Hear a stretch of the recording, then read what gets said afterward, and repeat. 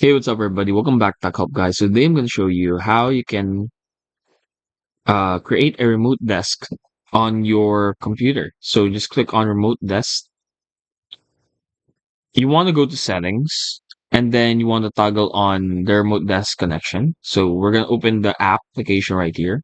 Now, once you have turned on Remote Desk connection, it's going to ask you to type in the name of your computer right here. Now, to do this, just simply go to the device or to the computer that you want to connect with. And then from here, go to settings again. And then head over to your system. Type in system. Here, system. And then from here, what we want to do is we want to go over and check the name of our computer. So here, about. And here, this is the device name. So just click on it, paste it here, then click on connect.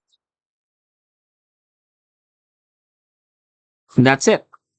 Hopefully, we were able to help you out on this. If we did, please do not forget to hit the like and subscribe button and follow us for more videos only here on Tech Help Guy.